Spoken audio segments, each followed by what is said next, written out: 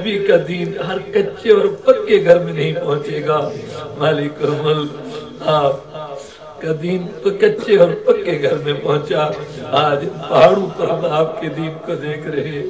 ایک اتنا آپ کا کرم ہے، آپ کے وعدے سچے ہیں، آپ کا فرمان سچا ہے۔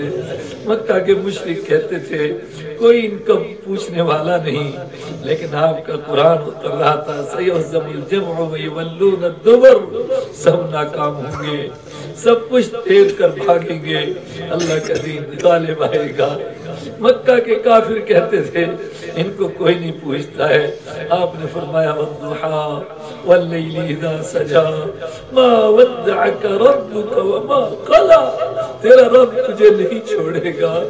أَلَمْ يَجِدْكَ يَتِيمًا فَآوَىٰ، کیا اس نے تجھے یتیم نہیں پیدا کیا اور پھر مرتبہ عطا فرمایا۔ مالک الملک آپ کے حبیب نے آخری وقت میں آپ سے دعا کی اور آپ نے وعدہ فرمایا تیری امت کو بھی تنہا نہیں چھوڑوں گا۔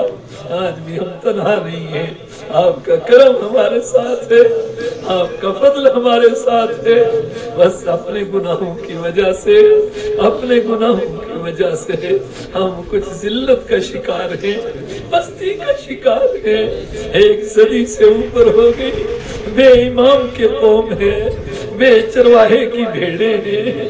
مالک الملک کوئی چرواہا نہیں، کوئی امام نہیں، تو اپنے کرم سے امت کو متحد فرما دے، ان کو امام عطا فرما دے، ان کو عزت رفتہ نصیب فرما، اپنے کرم سے ہماری پستیوں کو بلندیوں میں تبدیل فرما دے۔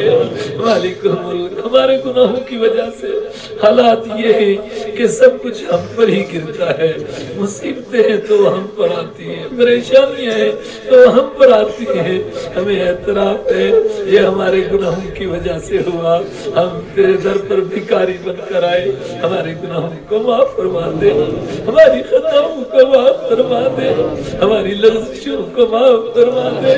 مالک آج اس مجمع کو معاف فرما دے، صبح سے بیچارے آپ کے قرآن کی نسبت سے بیٹھے ہیں، میرے اللہ بہت گناہ ہیں، مگر آپ آج کرم کر دیجئے، معاف کر دیجئے، اعلان کر دیجئے کہ جاؤ بخشائے گرم کو لوٹ جاؤ۔ مالک الملک ایسے گرم کی طرف جائیں سارے گناہ معاف ہو چکے ہوں، اور جب گناہ معاف ہو جائیں گے تو ساری پریشانیاں تو گناہوں کی وجہ سے ہے، ساری پریشانیاں خود حل ہو